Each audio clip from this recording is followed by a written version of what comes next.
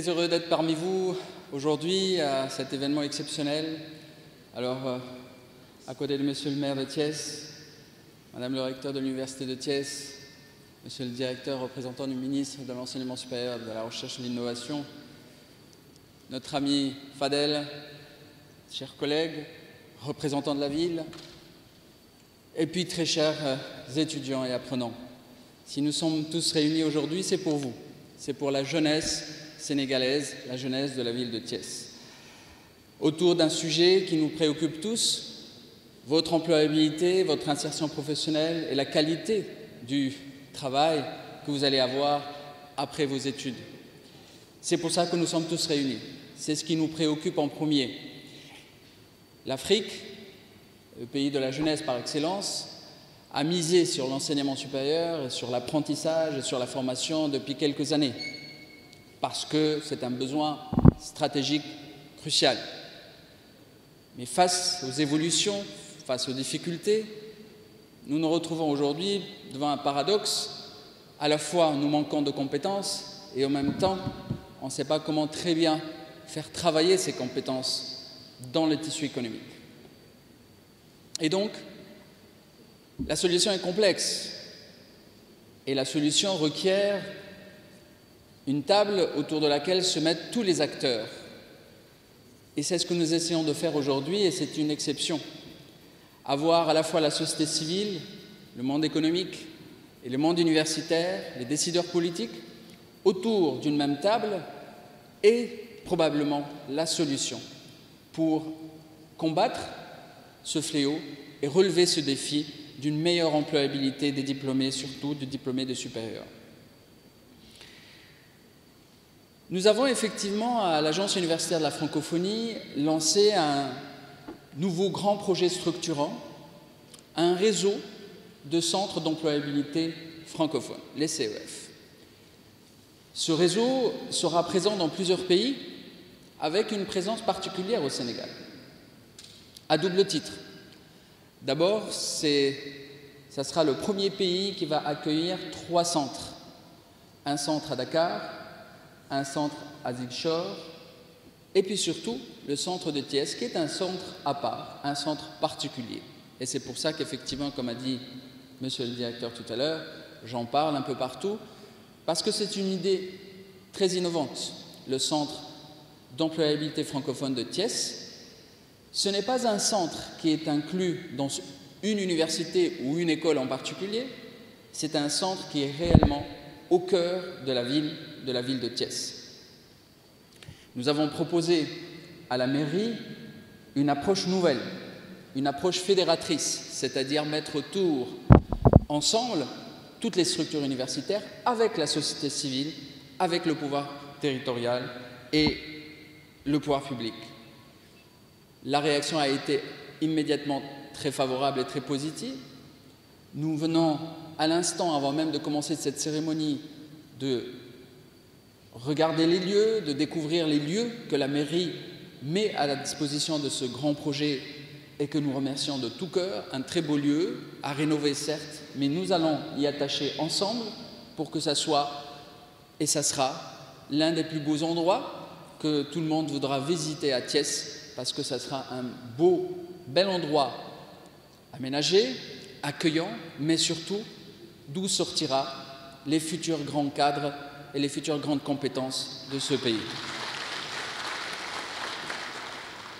Alors, il est particulier dans sa conception, mais la question qui se pose, c'est qu'est-ce que contiendrait, qu'est-ce que va offrir ce centre? Et je voudrais vous en parler avec quelques mots, mais bien entendu, avec le temps, on va mettre en place tout cela. Vous allez recevoir des documents, vous allez pouvoir vous renseigner auprès de Madame le recteur et puis les directeurs des instituts et des écoles qui participent, parce que toutes les structures sur la région de Thiès participeront à ce centre d'employabilité. Alors, qu'est-ce que c'est qu'un centre d'employabilité?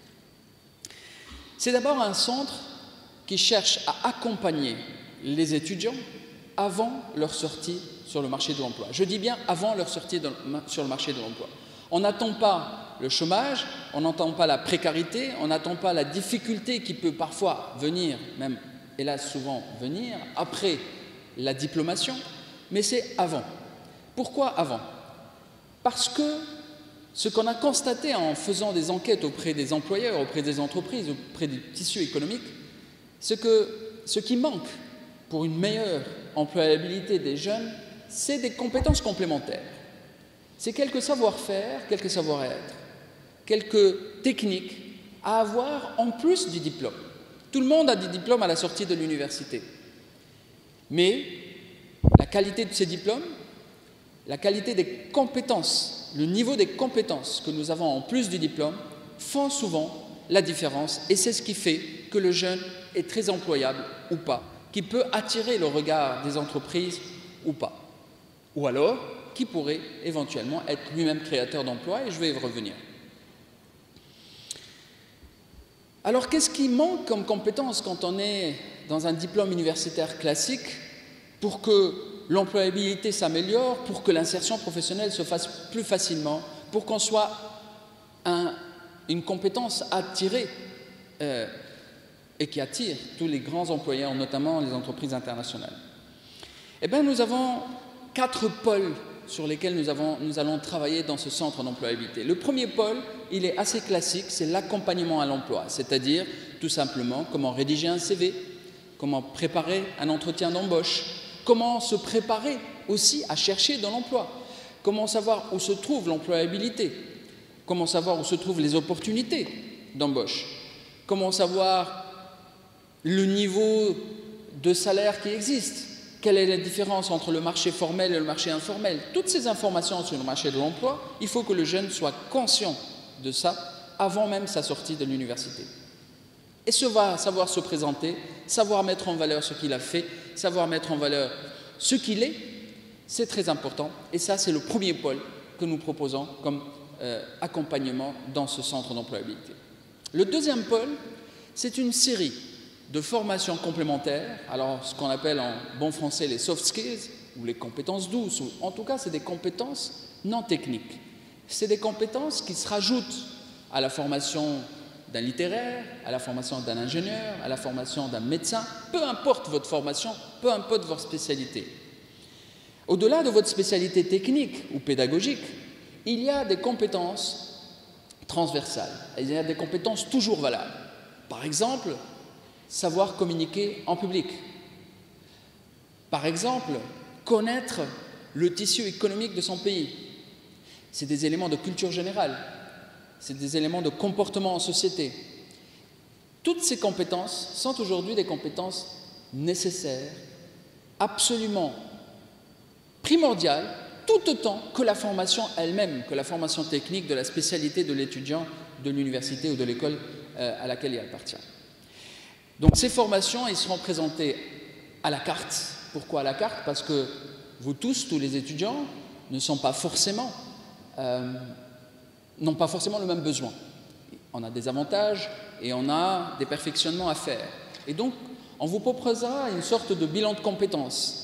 Et ces bilans de compétences vous permettra de savoir où sont peut-être les points faibles sur lesquels il faudrait plus travailler. Et c'est sur ce type de formation que vous allez partir pour vous donner un bagage supplémentaire qui augmenterait votre chance d'avoir un emploi encore meilleur. Ces formations complémentaires demandent aussi la formation des formateurs, la formation des enseignants. Et oui, parce que dans ces centres d'employabilité, ça ne sera pas des enseignants classiques qui seront là pour vous faire un cours classique, loin de là. Ça sera des enseignants coachs, tuteurs, conseillers, accompagnateurs, mais surtout pas enseignants classiques. Vous en avez et ils font bien leur rôle à l'université. Dans le centre de l'employabilité, l'enseignant se transforme en un conseiller. Donc lui-même, cet enseignant, doit avoir un minimum de connaissances sur le marché de l'emploi et sur les besoins en termes d'employabilité pour pouvoir vous donner les bons conseils.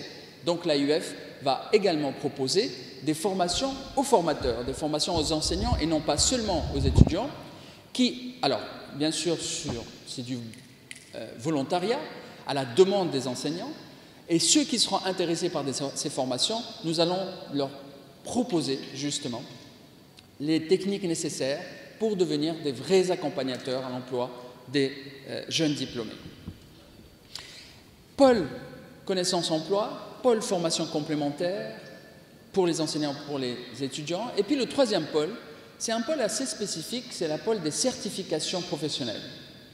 Aujourd'hui, nous avons remarqué que les entreprises demandent de plus en plus des certifications professionnelles, c'est-à-dire des certifications en langue, parce que la maîtrise aujourd'hui des langues, et pas que du français, mais des langues en général, est très important. Plus on maîtrise des langues, plus on a des chances d'être choisi par les entreprises. Et puis, les nouvelles technologies, ou les technologies de la communication aujourd'hui sont absolument nécessaires, quelle que soit la spécialité. Et donc, aujourd'hui, un étudiant qui possède une certification dans telle ou telle entreprise, alors je ne veux pas nommer des entreprises aujourd'hui parce que ce n'est pas le lieu de faire de la publicité, mais il y a des grandes entreprises aujourd'hui qui donnent des certifications, l'AUF va acheter ces certifications et va l'offrir gratuitement aux étudiants dans ces centres. Donc vous allez venir suivre des cours, et à la fin des cours, vous avez des certifications, et c'est des certifications professionnelles qui normalement coûteraient très très cher, et qui vous permettront de rajouter une ligne supplémentaire sur votre CV et d'augmenter vos chances de travailler dans des conditions honorables. Quatrième et dernier pôle de ce centre d'employabilité qui est très important, c'est la pré-incubation. Alors nous avons toujours parlé de cette idée que l'entrepreneuriat pouvait être la solution. Je pense que c'est une des solutions et non pas la solution, mais c'est une des solutions pour combattre le chômage des jeunes. Pourquoi c'est une des solutions? Parce que tout le monde ne peut pas être demain entrepreneur, créateur d'entreprise. Ce n'est pas vrai. Mais il nous faut des structures qui permettent d'identifier ceux d'entre vous qui sont capables d'aller jusqu'à la dernier niveau de la chaîne de valeur, c'est-à-dire la création d'entreprise. Mais sachez une chose, c'est que dans ces centres d'employabilité, c'est d'abord l'état d'esprit entrepreneurial qu'on va développer plutôt que la création d'entreprise en elle-même. Et l'état d'esprit entrepreneurial, c'est pour tous. Ce n'est pas seulement pour ceux qui vont devenir des hommes d'affaires. L'état d'esprit entrepreneurial, ça veut dire quoi? Ça veut dire la curiosité, ça veut dire le sens de l'initiative, ça veut dire l'organisation dans le travail. Tout ça, c'est des compétences que l'entreprise demande, que l'organisation demande, que le travail demande demain. Et donc, nous allons vous donner ces formations complémentaires en entrepreneuriat, mais parmi vous, ça permettra d'identifier ceux qui seront capables d'aller encore plus loin, c'est-à-dire de franchir l'étape de la formation à titre individuel et de créer vous-même votre entreprise. Et donc, vous ne serez non seulement pas un demandeur d'emploi, mais également un créateur d'emploi avec vos collègues. Voilà rapidement le concept de centre d'employabilité. Et je finirai par une idée que ce centre il a un avantage considérable parce qu'il est porté par l'AUF, c'est qu'il sera un centre international. Les experts qui viendront de tous les pays du monde. Et puis, il sera interconnecté. L'Agence universitaire de la francophonie est en train aujourd'hui de monter une plateforme mondiale collaborative qui mettra en lien les 1000 établissements membres de l'AUF. On parle de nous comme la première organisation universitaire au monde parce que nous avons dépassé les 1000 universités et centres de recherche membres. Alors, la plupart, pour ne pas dire tous les établissements universitaires présents ici dans la salle sont membres de l'AUF. L'université de Thiès est un membre éminent de notre organisation. Mais la nouveauté c'est que tous ces établissements pourront être interconnectés numériquement sur la plateforme de l'AUF à travers les centres d'employabilité francophone que je viens de présenter, mais aussi ils seront interconnectés aux centres, vous connaissez déjà, certains d'entre vous, les campus numériques, les CNF, les campus numériques francophones, qui existent ici au Sénégal et plus précisément à Dakar. Et donc cette interconnectivité va donner ce niveau encore plus fort, de niveau de coopération internationale pour la ville de Thiès et pour les universités de Thiès. Alors, merci à tous pour votre participation. Excusez-moi si j'étais un peu long, mais il fallait vous dire de quoi s'agit-il exactement et pourquoi tout ce monde est là aujourd'hui et que c'est important pour nous que nous soyons ici. Et donc, vous l'avez compris, nous sommes ici pour vous et nous attendons de vous beaucoup d'implications. Vive le Sénégal et vive la ville de Thiès, vive l'AUF.